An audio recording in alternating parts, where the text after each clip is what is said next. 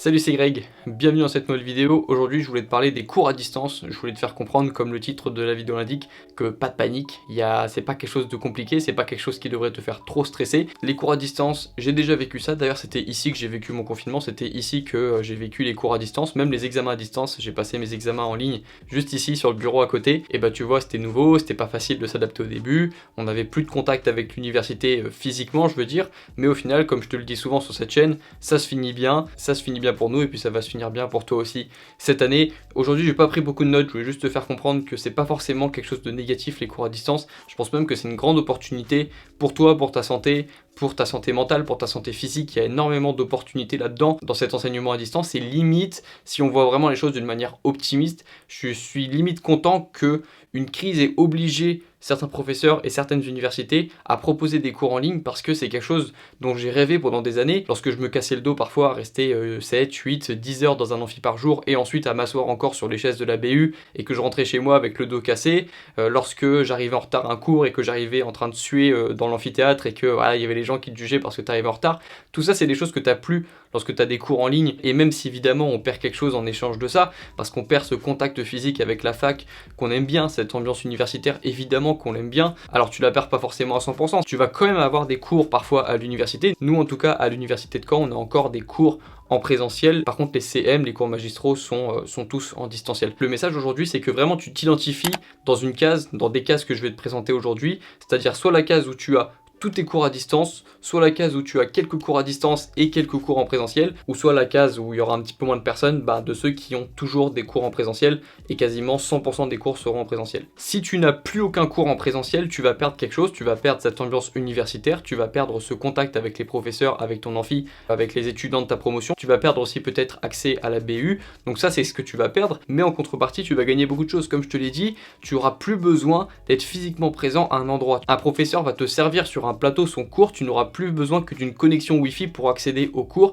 C'est quand même quelque chose dont on rêve en fait. Lorsqu'on est malade et qu'on est dans un lit et qu'on n'arrive plus à bouger, on rêverait d'avoir des cours comme ça à distance. Et ben là, toi, c'est ce qui va t'arriver. Tu vas pouvoir apprendre de n'importe où. Tu n'auras plus d'obligation d'aller à un endroit physique et d'être entouré d'étudiants pour apprendre un cours en fait. Parfois même, les cours sont disponibles en rediffusion. Tu peux revenir tout le temps sur le cours. Tu pourras revenir sur le cours, retrouver un exemple. Ça, c'est pas quelque chose qu'on peut faire quand on accède à un cours en présentiel. Parce que si tu loupes un exemple en présentiel, tu loupes l'exemple, sauf si tu trouves un pote qui a pris l'exemple en question, mais encore t'es même pas sûr de si l'exemple est bon, si ton pote a pas fait une faute de frappe. Là au moins tu es quasiment sûr, comme c'est le professeur qui dispense le cours, que les informations sont bonnes. Tu peux revenir autant de fois que tu veux sur le cours, tu peux revenir sur les exemples. Parfois le professeur a répondu à des questions des élèves et les questions sont toujours présentes sur le chat, que ce soit en live ou en rediffusion. Donc honnêtement, pédagogiquement, c'est quelque chose d'extrêmement intéressant en fait. Comme tu n'es plus censé aller à l'université, peut-être que tu peux te dire aussi que tu n'auras plus besoin d'aller dans les transports en commun, d'être potentiellement affecté par le virus. Tu peux voir ça comme ça en fait. Il faut voir les choses positivement. De toute façon t'as pas le choix, soit tu vois les choses négativement, soit tu vois les choses positivement,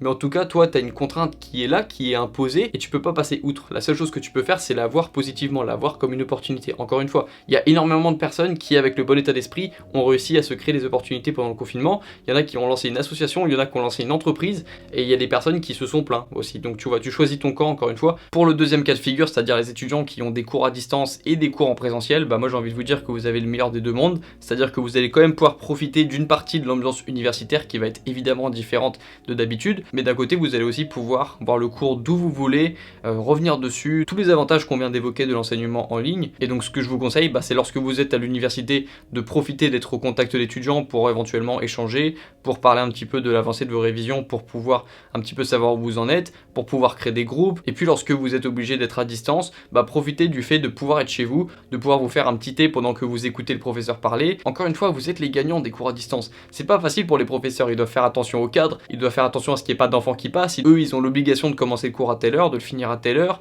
C'est pas pareil pour les étudiants. Nous, on peut écouter le cours comme on veut, on peut l'écouter dans la tenue qu'on veut, on peut limite l'écouter à l'heure qu'on veut, on peut le revoir quand on veut, on peut boire ou manger un truc pendant le cours. Enfin, je veux dire, on a beaucoup de liberté et on n'est pas les perdants dans les cours à distance. Il faut pas voir ça comme une contrainte. Et enfin, pour les étudiants qui, comme moi, ont pour l'instant encore des cours en présentiel, et je vous conseillerais de profiter encore une fois de cette ambiance universitaire, d'avancer en même temps que les autres étudiants et d'être dans le mouvement. Et ça c'est quelque chose d'important à comprendre aussi pour tout le monde, pour ceux du premier, du deuxième ou du troisième groupe. C'est important de toujours être en mouvement. Et justement là-dessus je voulais donner un dernier conseil avant de finir cette vidéo, c'est que en réalité tu gères ton temps comme tu veux. tu es grand maintenant, tu peux gérer ton temps comme tu veux, ce n'est pas parce que tu as un cours forcément à 8 heures que tu dois être là à 8 heures. Ça, c'est pas forcément un conseil que donnerait un professeur. Évidemment que tes professeurs vont te dire de suivre le rythme et d'être présent en cours à l'heure où tu étais censé l'être physiquement à l'université, et je comprends évidemment ça, c'est important même d'un point de vue pédagogique, d'un point de vue apprentissage, d'être régulier dans ses révisions, et ça je le comprends. Ce que je veux dire, c'est que si par exemple le matin, t'aimais bien faire tes séances de sport le matin en te levant parce que ça te met de bonne humeur tout au long de la journée et que du coup tu es plus efficace, et ben tu peux t'octroyer le droit de faire du sport le matin, tu peux t'octroyer le droit de lire un bouquin le matin si c'est ça que t'aimes, et ensuite revenir sur le cours, même si évidemment tu auras plus cette sensation d'être dans le mouvement, et cette idée de pouvoir gérer son temps comme on veut, il faut quand même pouvoir l'assumer parce que c'est quand même une source de stress, on a l'impression de quitter le groupe, on a l'impression de quitter le mouvement du groupe, mais moi c'est ce que j'ai fait l'année dernière, c'est-à-dire que j'ai géré à peu près mon temps comme je voulais, je savais que si je loupais un cours en présentiel, ben j'allais devoir le rattraper un moment, mais parfois ce temps-là que je mettais pas dans mon cours, je le mettais dans quelque chose qui comptait pour moi et qui me permettait d'être de bonne humeur, et au final j'ai quand même réussi mes examens, même si ça m'a fait quand même une source de stress supplémentaire de pas toujours être à tous les cours parce que j'avais l'impression du coup de quitter le mouvement, de quitter le groupe, et c'était parfois plus difficile de se mettre au travail. Encore une fois, important d'apprendre à se connaître, important de savoir comment est-ce qu'on fonctionne. Si toi tu as toujours envie d'être dans le mouvement et que lorsque tu quittes un petit peu le mouvement du groupe, tu as plus l'impression d'arriver à travailler, reste au maximum dans le mouvement, suis le programme de tes professeurs, sois en cours à la même heure comme si tu devais être présent physiquement à l'université. Tu peux même continuer de t'habiller comme si tu étais censé aller à l'université pour recréer cet environnement de l'université, pour recréer cette ambiance universitaire, et ça te permettra du coup d'être plus concentré et de moins stressé. Mais si d'un autre côté tu sens que tu es capable de pouvoir assumer le fait de pas toujours être présent au cours et puis de le regarder après en rediffusion et de réviser à ton rythme, parce que par exemple tu préfères réviser tôt le matin ou par exemple tu préfères réviser tard le soir, et ben fais-le, assume-le, et puis tu verras que ça pourra quand même bien se passer, même si ça va te rajouter une source de stress supplémentaire, il faut le savoir. Et si tu viens de commencer tes études et que du coup tu es un petit peu perdu et que tu manques de repères, je te conseille d'aller voir des vidéos sur YouTube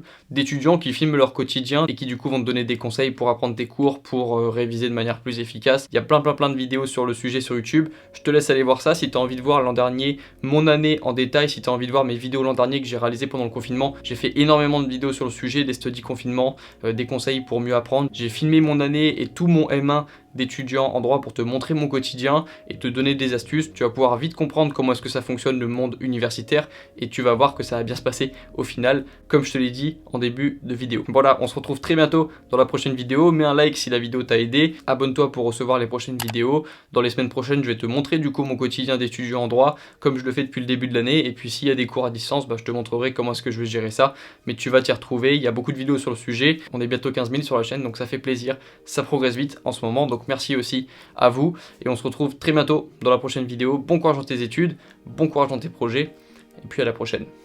Ciao.